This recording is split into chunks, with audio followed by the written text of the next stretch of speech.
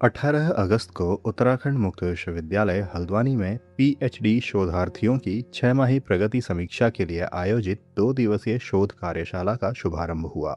निदेशालय शोध एवं नवाचार की ओर से आयोजित ये कार्यशाला 18 और 19 अगस्त को विश्वविद्यालय के सीडीएस जनरल विपिन रावत बहुउद्देशीय सभागार में आयोजित की जा रही है। कार्यक्रम की अध्यक्षता उत्तराखंड मुक्त विश्वविद्यालय के कुलपति प्रोफेसर नवीन चंद्र लोहनी ने की। इस अवसर पर मुख्य अतिथि के रूप में महात्मा गांधी केंद्रीय विश्वविद्यालय मोतिहारी बिहार के पूर्व कुलपति एवं चौधरी चरण सिंह विश्वविद्यालय मेरठ के राजनीति विज्ञान विभाग के पूर्व विभागाध्यक्ष प्रोफेसर संजीव शर्मा तथा विशिष्ट अतिथि के रूप में उद्यमी, अभिनेता एवं समाजसेवी श्री द्वारका प्रसाद रतूड़ी रहे। कार्यक्रम में निदेशक शोध प्रोफेसर गिरिजा प्रसाद पांडे, निदेशक प्रबंध अध्ययन एवं वाणिज्य विद्याशाखा प्रोफेसर मंजरी अग्रवाल, विभिन्न विद्याशाखाओं के निदेशकगण, शिक्षक, शोधार्थी एवं अन्य गणमान्य लोग उपस्थित रहे।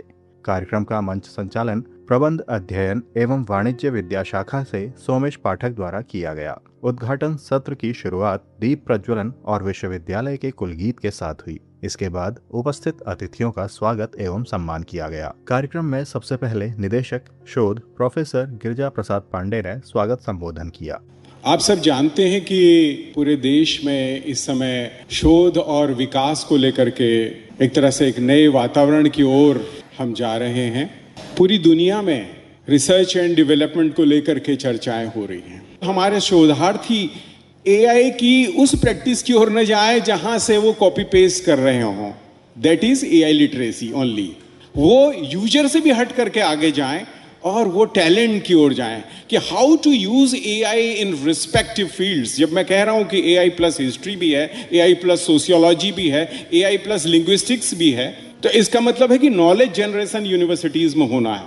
आप जो यहाँ पर 100 से अधिक शोधार्थी इस विश्वविद्यालय से जुड़े हैं पीएचडी प्रोग्राम में, हम चाहते हैं कि आप अपने अपने फील्ड में इस तरह की प्रेरणा लें कि कैसे हम आगे बढ़ करके इस कार्यक्रम को ले जाएं और हमारे द्वारा किए गए 4 या 5 साल जो लगते हैं अध्ययन में, वो न केवल इस राज्य के काम आए बल्कि इस राष्ट्र के काम आए और अंततः जब वह अंतर्राष्ट्रीय स्तर पर अपनी धमक बनाते हैं तब हम ये कह सकें कि we have also fulfilled the commitments we have done with the international community through various agreements.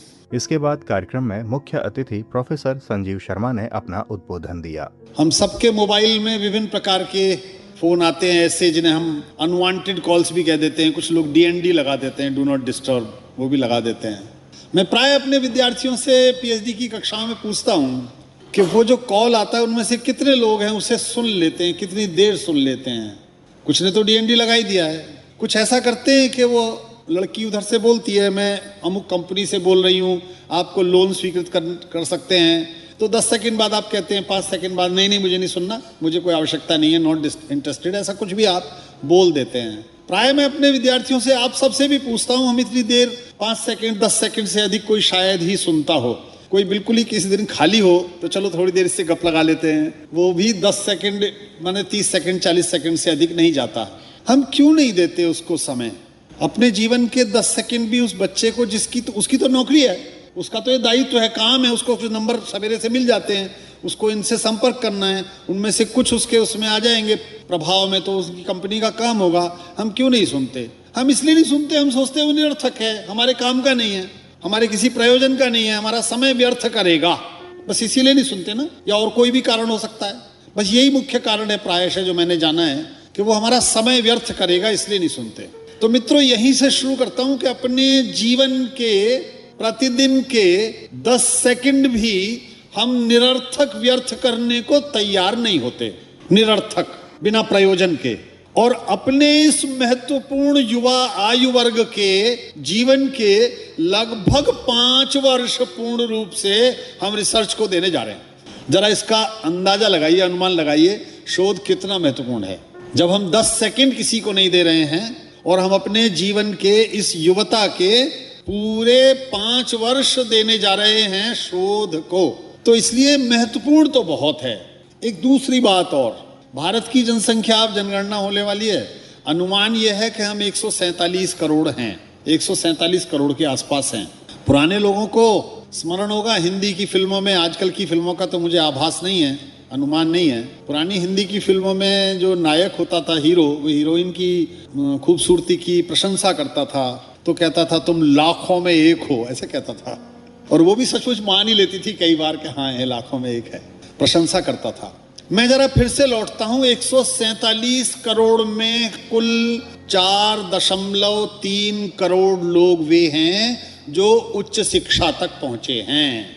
147 crore में कुल 4.3 करोड़, और उनमें कुल 10.5 लाख लोग वो हैं जो पीएचडी तक पहुंचे हैं, विश्वविद्यालयों तक पहुंचे हैं। तो आप में से प्रत्येक व्यक्ति करोड़ों में एक है। आप में से प्रत्येक व्यक्ति करोड़ों में एक है।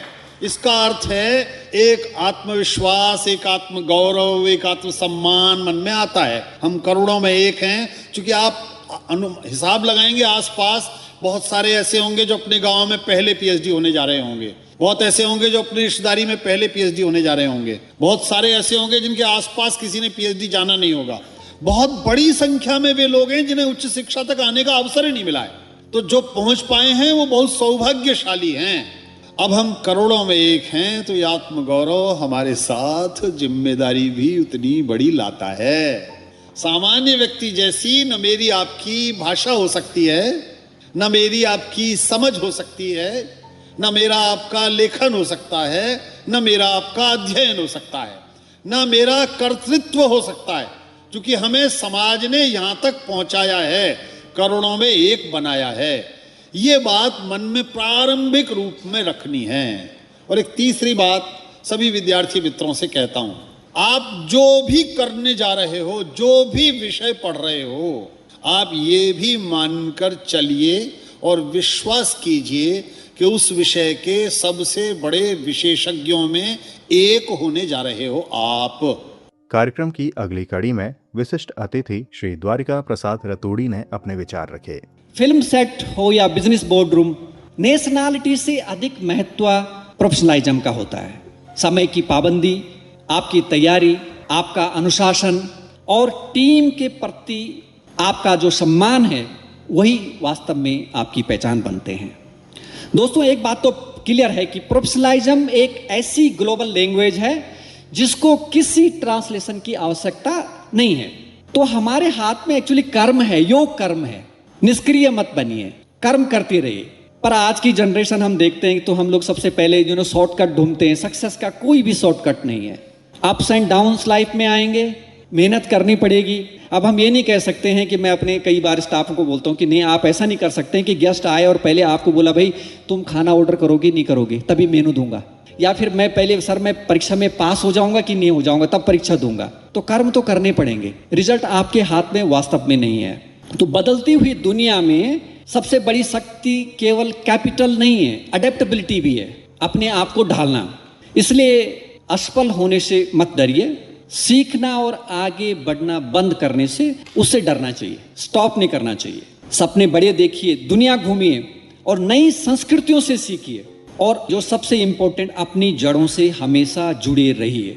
क्योंकि सबसे देखिए आपका अर्थात सबसे बड़ी जो पहचान है वो आपकी डिग्री, आपका व्यवसाय, आपका पद ये नहीं है, बल्कि आपका चरित्र, आपका संस्कार और आपके कर्म होते हैं। और आज हम बात कर रहे हैं क्रॉस कल्चरल एंटरप्रेन्योरशिप। तो जो मुझे लगता है उसका जो असली अर्थ है वो केवल लोगों को लगता है कि हाँ दूसरे देश में हम व्यवसाय कर रहे हैं तो ये क्रॉस कल्चरल हो गया। नहीं, क्रॉस कल्चरल का जो अर्थ है केवल दूसरे देश में व्यवसाय करना नहीं है, बल्कि विभिन्न संस्कृतियों के बीच विश्वास, सम्मान और दीर्घकालिक संबंध स्थापित करना है। और आप देखेंगे कि आज की जो सबसे सफल कंपनियां हैं वो केवल उत्पाद नहीं बेचती है, वो विश्वास, अनुभव और अपने मूल्यों को दुनिया तक पहुंचाती है। और यही भविष्य की वास्तविक ग्लोबल स्ट्रेटजी है। ये ग्लोबल स्ट्रेटजी हमें ये सिखाती है कि हम दुनिया से प्रतिस्पर्धा नहीं बल्कि सहयोग करते हुए आगे बढ़े। और भविष्य भी उन्हीं देशों का है जो कंपनियां इनोवेशन, टेक्नोलॉजी और कल्चर, इन तीनों को साथ लेकर चलेंगे।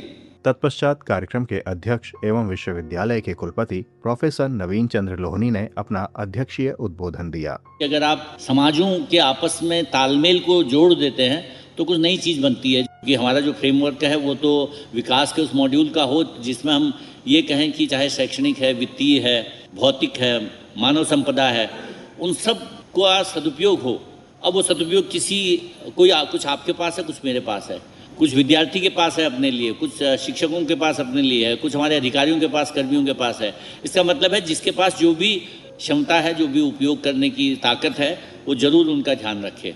अभी हम लोगों ने नया शुरू किया है काम, अभी 1 सप्ताह पहले प्रोफेसर पांडे साहब और उनकी समिति की तरफ से आई बातचीत, और ये मुझे अच्छा लगा कि हम अपने ये देखें कि जो छात्र हमारे यहाँ प्रवेश ले गए थे वो हैं कहाँ अब।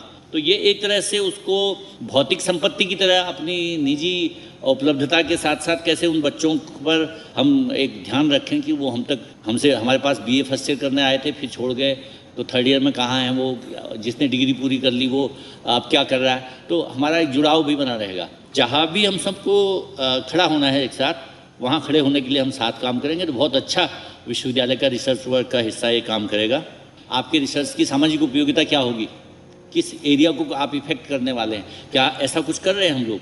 तो जो भी ये काम हम अच्छा करेंगे तो निश्चित तौर पर अंतर्राष्ट्रीय जो मॉडल हैं मूल्यांकन के, वो बहुत सारे फिर मिलेंगे हमको। बौद्धिक संपदा पर जो भी भारत के लोग बातचीत करते हैं तो हमें कई बार लगता है कि हमें ज्ञान के हिस्से में 2 तरह से तो बात करनी ही चाहिए। एक तो वो जो हमने नया तैयार किया है, एक वो जो हम पे परंपरा से था और उसको हम दोबारा से इनिशिएट कर रहे हैं और अपनी स्टडीज़ में जोड़ रहे हैं। तो अगर विश्व बौद्धिक संपदा के लोग हमारे उस संपदा से लाभ उठा के अपने यहाँ नई चीज़ें कर पा रहे थे तो हमने शायद उसमें ढील की या देरी की। लेकिन अब अगर हमें पता चल गया है तो अब हम कैसे जो भी इंटेलेक्चुअल प्रॉपर्टी है उसको कैसे हम अपने लिए उपयोगी बनाएं, इस पर हम लोगों को काम करने की ज़रूरत है। AI का हमें भरपूर उपयोग अपनी समझ को और तैयार करने के लिए, अपने रिसर्च को चेक करने के हिसाब में कहीं अपडेट करने के लिए करना चाहिए। लेकिन बेसिक तो हमको अपने जो बेसिक नॉलेज की किताब में है और रिसर्च का जो मूल वो है उस पर निर्भर करते हुए काम करना चाहिए। और अब हम जो सोच रहे हैं कि आंकड़ों की बढ़त कागज़ में हो या आंकड़ों की बढ़त ज़मीन पर हो, तो जो रिसर्च अगर ज़मीन पर आंकड़े देने वाली होगी तो निश्चित तौर पर हमारा विश्वविद्यालय भी आगे बढ़ेगा। और आप जो भी राष्ट्रीय नीति की प्राथमिकता सोचते हैं रिसर्च की, हमारे विश्वविद्यालय की नीति जरूरी हो कि रिसर्च बेस्ड हो, तो उस पर हम लोग आगे बढ़ें। इसके बाद उपस्थित जनों का धन्यवाद ज्ञापन प्रोफेसर मंजरी अग्रवाल द्वारा किया गया। Accordingly, on behalf of Directorate of Research and Innovation, I convey my heartfelt gratitude to our chief guest, Professor Sanjeev Sharma sir, for gracing the occasion with your esteemed presence and delivering an inspiring address. I would like to place on record my sincere appreciation and gratitude to our esteemed guest of honor, Shri Dwarka Prasad Raturi ji, for taking the time to grace this occasion and encourage us with his presence. Sir, you have really inspired us. Your words were insightful and encouraging, and you rightly said that think globally, act locally. Thank you. I'm also thankful to our Honorable Vice Chancellor, sir.